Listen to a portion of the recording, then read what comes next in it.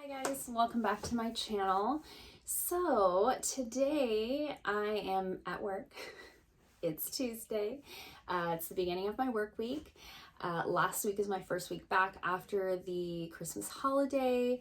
I haven't filmed anything in a long time. Everything that you guys saw at the end of December, beginning of January was all pre-filmed.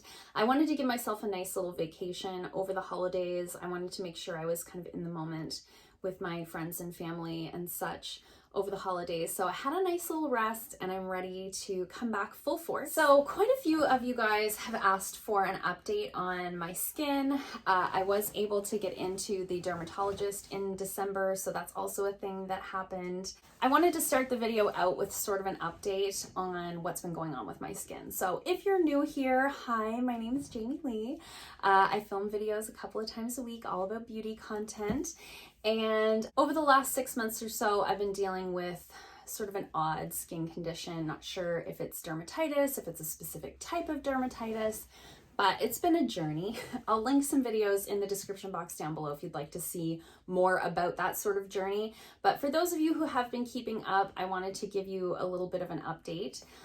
So I had an appointment in December to see the dermatologist. I was thrilled. I got a call at the beginning of December to book something in. I think it was like the 16th or the 18th of December.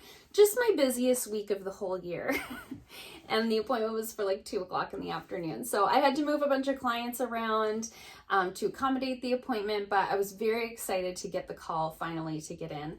My doctor and I both felt like there was something more going on than just a reaction to something. Maybe I'll put some pictures here of some of what I was dealing with over the course of, I think July to October were my major flare-ups. That's when those were happening. It was very strange. So quick recap, in July, I got what I thought was a sunburn on my lips.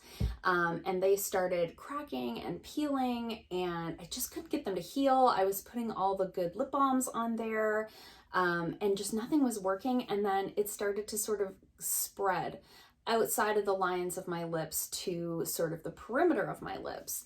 And then one day I woke up and it was my whole face and it was very alarming. I have had acne since I was, as far back as I can remember, since I was in middle school, I have had an acne prone skin type. I have never had a sensitive skin, however. I'm sensitive in the sense of like if my husband, kisses me with his beard, sometimes my face gets a little bit red, but I've never been reactive in terms of ingredients or anything like that. I've always been able to kind of use whatever on my skin.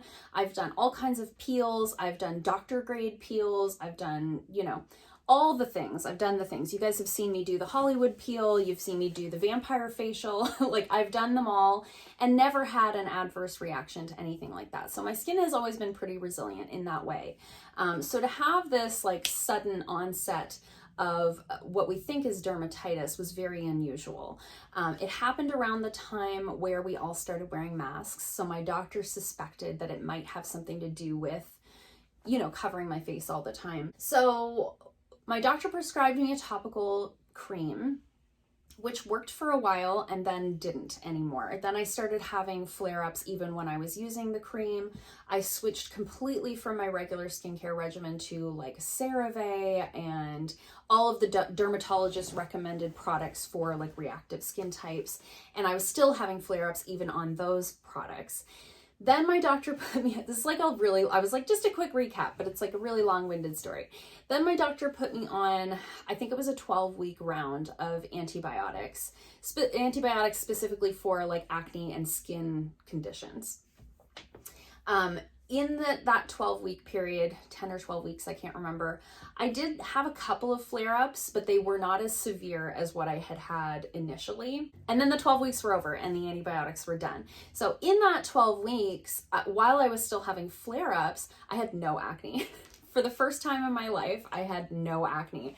And there was a moment there where I was like, oh man, I don't have acne anymore. This is amazing. Like my skin is, glowing. And then I stopped the antibiotics and all the acne came back. So that was a thing that happened. However, around the time that I was just finishing up the antibiotics, so around the time that I had been off of the antibiotics for about a week, I got a call for the dermatologist. I had been waiting for, I don't know, 4 or 5 months, however long, to get into the specialist. So for those of you who are not in Canada, how it works here is in the city that I live, there's one dermatologist. To get an appointment with that dermatologist, you have to be referred by your doctor, and then you wait. Sometimes with a specialist, you could wait a year. Sometimes you could wait 6 months. It's really out of your hands, and it's out of your doctor's hands at some point. I know a lot of my subscribers are in the States, so I like to explain that because I think in the US, you can just like call a dermatologist and go and you just pay. So I waited a long time to get into the dermatologist, finally got the appointment, moved all my clients, did all the things to make this appointment work. My husband picked me up for the appointment. We share a vehicle. Picked me up, drove me down. It was an awful experience. I have never in my life had such a negative experience with a healthcare professional. So I go in for the appointment, I've got my mask on, I'm doing all the things. I go up to the desk, I give them my Medicare card. They take me into the little room, and the nurse goes into the little room with me. She asks me a bunch of questions that are on this intake form. She spent about, I want to say 5 to 7 minutes with me, asking me questions, chatting with me for a little bit, and then she left. She said, the dermatologist will be right in. Great. So the specialist comes in, she sits down. I start trying to give her the timeline of what happened, and she just kind of, yeah, do you have pictures? I said, yeah, I have pictures. I had all the photos. So I start scrolling through my phone and showing her these pictures. I had them in a folder in my phone. She might have spent like 10 seconds. She just looked at them and looked and said, yeah, okay, I'm going to look at your skin without your mask. Take your mask off, but don't speak. And I said, okay.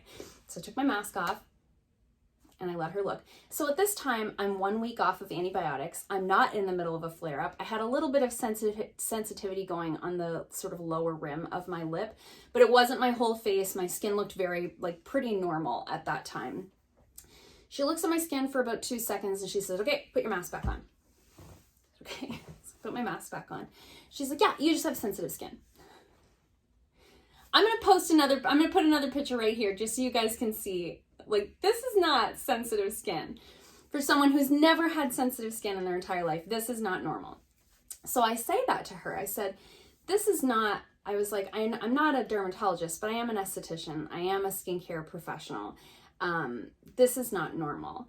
And she just looked at me and she's like, no, it's sensitive skin.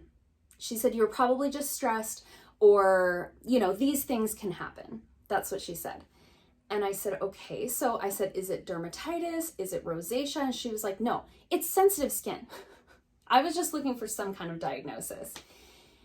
And so my eyes start welling up at this point because like never in my wildest dreams did I think that this appointment was going to go this way. In my mind, we were going to do some kind of a test, maybe test for allergies, do something to figure out like what caused this to happen to my skin. And so my eyes start welling up because I'm so shocked. I can't believe this is happening. She's being so abrupt with me. And she just looked at me and she's like, I don't know why you're so upset. You just have sensitive skin. And then she walked out. She walked out. She left the office. And that was it. That was my entire dermatologist appointment. So I walk out in tears, get in the car with my husband, and he was like, you're done? And I said, yeah. And he's like, you've been gone 9 minutes. And don't forget, I spent 5 to 7 minutes with the nurse before. Okay, so anyway, I'm getting all worked up. That's how my appointment went. So for those of you who have been asking, I know quite a few of you guys have asked in my DMs on Instagram, have you seen the dermatologist? How did it go? That's how it went. Never in my life have I felt so brushed aside or unheard. I've never experienced anything like that in my entire life. I spoke to my doctor the following day. She couldn't believe it. She was shocked and horrified. She was like, that's not just like bedside manner. She's like, that's basic human skills, like how to be a human. I was like, I thought so too. So I'm very fortunate that I have a very good family doctor. I am still waiting to hear from the allergy clinic. We are going to go forward with the allergy testing, and she has referred me to a dermatologist in another city. However, now that this is all said and done, My skin's been pretty normal. It's such a weird, like, anticlimactic, like, wrap up of this whole situation, is that over the last, that was in December. So over the last month or so since then, my skin's been pretty normal, aside from the acne being back, which for me is normal. I haven't had a lot going on in terms of dermatitis. I still get the perimeter of my lips after wearing my mask all day, will get red and itchy.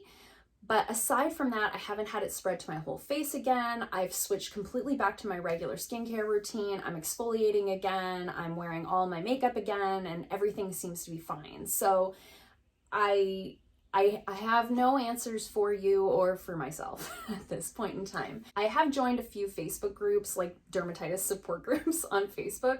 And from what I can glean from those groups is, with this perioral dermatitis, if that's what was going on, it seems to be that, you know, you have it, it clears up mysteriously, and then it could come back or it might not. You know, it seems very like, there's a lot of people that say, you know, it cleared up after use of antibiotics, and after 3 years it came back, or I got pregnant and it came back, or, you know, like, you just kind of see that it can basically become a chronic problem. So I am going to keep those referrals going with my doctor, because it might be a year before I get in to see another dermatologist. And by then I might have something going on again. So I'm kind of leaving those as is for now, hoping that I won't need them, but kind of leaving that open-ended in case I do. Yeah. So that's what's going on with my skin. I hope that answered all of your questions. It's been a really weird time. I still think that it's most likely a combination of some allergy and wearing the mask all the time. That's sort of what my gut instinct is telling me, but I guess time will tell.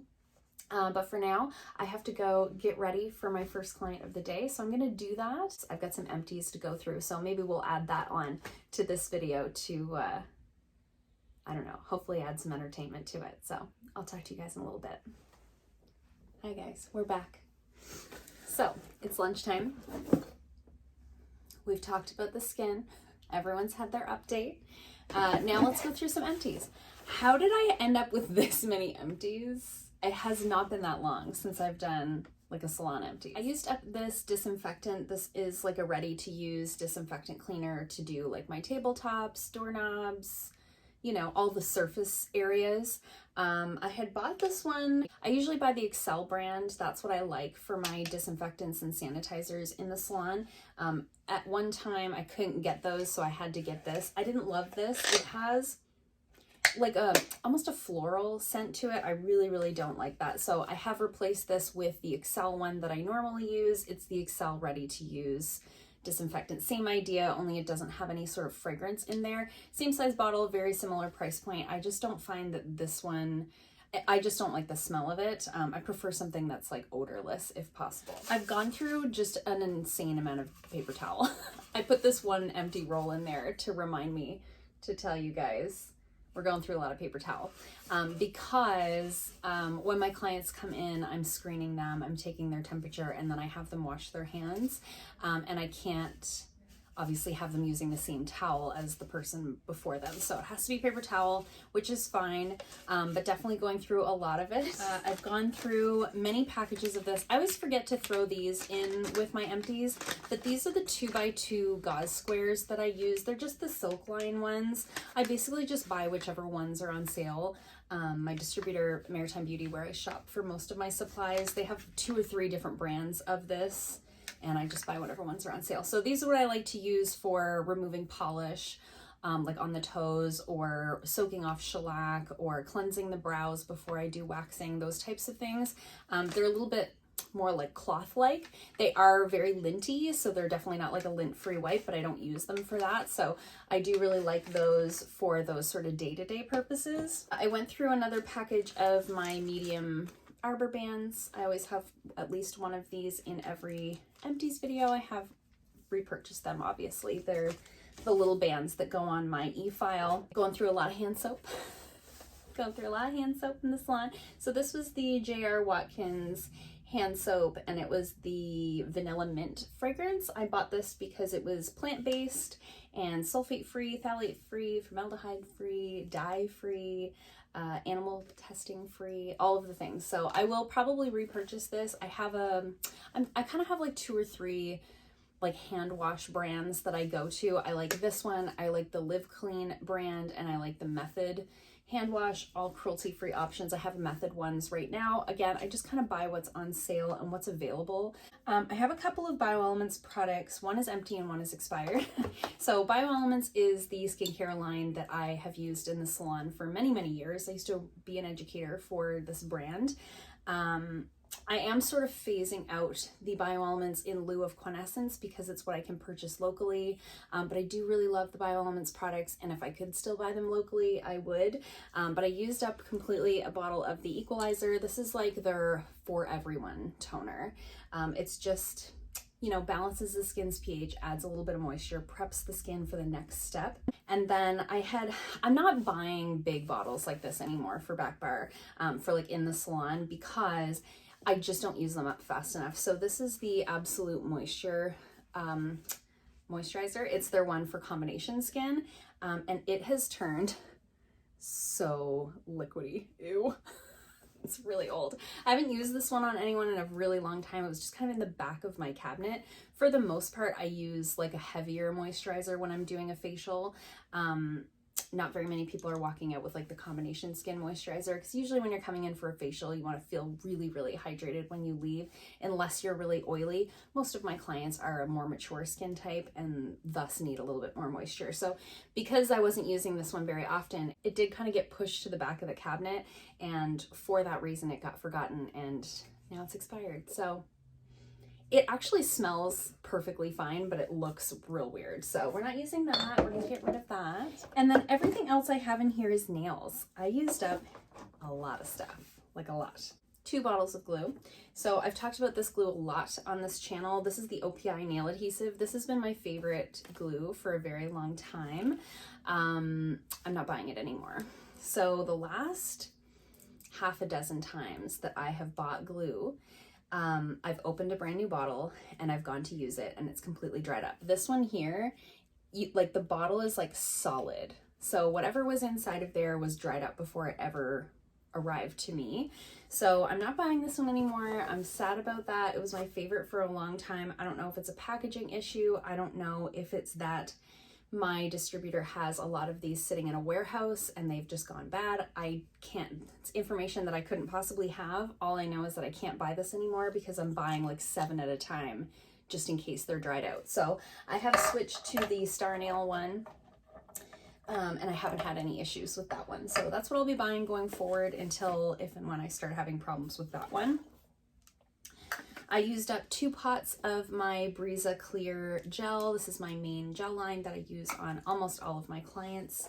I go through a ton of this. I have 1 open jar right now and no more backups, and it's on sale in January. So I do plan on buying at least a couple of these to have on backup, because I do go through about 1 big jar per month. So I used up more obviously in December because it's so busy in December. I went through a couple of other sort of staple products. So I went through a bottle of the Artistic pH Nail Prep. This is their pH balancer. This is the product that I use before I apply the bonder. Balances the pH, dehydrates the nail plate a little bit to allow for better adhesion. Love this so much. I have at least 1 more of these on backup aside from the one that I'm currently using. And I did go through a bottle of the Artistic Glossing Gel. This is the top coat I use on most clients. I like it the most. I talk about it all the time. I hate to be so repetitive. I've talked about this a million times. It's my favorite top coat for like day-to-day use. I find it's a great value for the dollar. It doesn't get thick in the bottle, so I can use it all the way to the very bottom without having to throw out or waste any product. So love that so much. I did already have a couple on backup because I bought some when it went on sale, and I have like just a plethora of open top coats for some reason. So I'm trying to work through some of those open top coats. So in the next few empties, you'll probably see quite a few top coats in empties because I've got a lot of like half bottles. One of which was this one. This is the Gelish Top It Off top coat. I had 3 open bottles of this. I don't know why. It's fine. I find it has quite a bit more of an odor than the artistic one. It's a bit of a noticeable odor. I can actually smell it just holding the bottle. So I don't love that. And I don't find I get as good a coverage with this one as I get with this one. With the gelish one, I find if you use a little bit too much pressure on the brush when you're applying it to the nail, you can almost get like lines, like streaks through it, where I never get that with this one. So you just have to be a little bit more careful with this one, but I mean, it does seal everything in fine and all of that in terms of performance, but it's just not my favorite formula. And then I have just so many gel polishes that are empty. So let's run through these. I went through a bottle of the C&D Black Pool. This is the black shellac color. I had one of these on backup. I have a couple of open black ones that I'm trying to work through it now, so I haven't repurchased this, but I know that I will at some point. It's the black that I always seem to come back to. I also went through a bottle of Overtly Onyx, which looks black, but it's sort of that gunmetal. It's like a black with a metallic finish to it. Really, really beautiful. Very, very popular. Oftentimes when clients come in and they're like, I was thinking black, but then I thought that might be kind of boring. This would be the color that I recommend because it is black, but it has kind of an interesting finish to it. So love that one. I did have one on backup because I knew I was getting low on that. I went through a bottle of Powder My Nose. This is like a really nice sort of sheer, it's a beige, obviously like a beigey nude, but it's a very sheer wash of color. So for my clients who like something that looks very natural, we'll do like Studio White instead of Cream Puff, and we'll do Powder My Nose as like a nude sort of over top of the whole thing, and it makes it look very much like a natural nail. I also went through a bottle of Cityscape. This is like the really light gray. It's almost a bone color. It's like a little bit more interesting than just a gray. There's like fluffs attached to it because it's sticky. This is popular as well for those people who like a nude but want something a little bit more interesting. It kind of gives nude vibes, but it's a little bit more cool toned. I went through a bottle of Safety Pin. This is always popular over the holidays. It's sort of like a champagne shimmer, but it has enough coverage that you can wear it on its own. It's not like a topper coat. It's really pretty. I don't know if there's enough in there that I could show you. Oh yeah. Looks like that. It's just a really nice sort of soft champagne color. It's very flattering on pretty much all skin tones. It's opaque enough, like I said, that you can wear it on its own, but it's not so opaque that you get like a very obvious line as it grows in. I went through a bottle of Rock Royalty. This is sort of a mid-toned purple. I don't think I bought another one of these. I've mentioned in numerous videos that I'm kind of getting away from the shellac colors, so you can see that I'm trying to use up what I have. And I do have other colors sort of in this range in other lines. So I haven't replaced this one and I don't think I will. And then I have like the obvious like Christmas colors. Went through some reds and some berries. So I went through a bottle of Wildfire. Wildfire is like that perfect true red. It's like a neutral red. It's not orange toned, it's not blue toned, it's just that perfect flat like apple red. This is very popular amongst my clients who don't like shimmer but they like something vibrant. I did have one of these on backup. I probably will keep this one on hand because I do have clients that ask for this one by name. But yeah, Wildfire is always very popular at Christmas time. It's also really good for doing like nail art that you need a red polish for. This is a nice one to use for that. It's got really nice coverage. Masquerade is always another popular one over the holidays. It's sort of a burgundy leaning more in the purple berry side. Really pretty. It's got a metallic finish. I did have another one of these on hand, so I haven't repurchased it. And then kind of similar to Masquerade is Crimson Sash. It's a little bit more burgundy leaning more towards red, where the other one leans a little bit more like purpley berry. This one leans a little more like berry red, if that makes sense. In my mind it does. So this one's always really popular at Christmas time. This one, however, was a holiday color from a few years ago, so it was a limited edition color, so I'm not able to repurchase this one. I did have one on backup, but when that one's done, it's done. So I do have other similar colors, but this one always makes its way out over the holidays. And then lastly, in that sort of color family, I have Oxblood. So Oxblood, I'm not a person that wears red. I don't know if you guys have noticed that. I don't hardly ever wear red on my nails. This is a red that I would wear. It's a very deep, it's called Oxblood. That's what color it is. It's a very, very deep, like blood red. I love how I was like, it's empty, but now I'm like, there's polish in there. Maybe we'll set that aside. But you can see it's that really deep crimson color. And then I used up this fine vermilion. So I'm looking for an alternative to this one. I have a swatch right here. It looks like this. It's sort of a metallic orange. It's kind of like orange leaning towards copper, right? Like it's a little bit deeper than an orange. It's got that metallic finish. I have a couple of clients that really like these tones. So I threw it in the box with the swatch, hoping that I would someday find something similar. I haven't yet been able to, so if you're a nail person and you know a good dupe for this one in like maybe the Lacket line or maybe in the artistic line or gelish, let me know in the comments down below. I'd love to find an alternative to this. And then I have a couple of artistic ones that we talked about in a previous video. So these are the ones that had the wonky brushes. I don't know if you guys remember that. So this is called Seasons Seductions, and it was a Christmas color from a few years ago. The brush looks like this. What? I feel like every time I open it, it's worse. So that one's garbage. And this one's called Walk and Roll Baby, and it's sort of like a mossy green. And again, like I just don't know what happened to the brush. It's all effed up. So those two are garbage. And they're not, truthfully, they're not super popular colors, so I'm not really worried about like replacing them within my collection.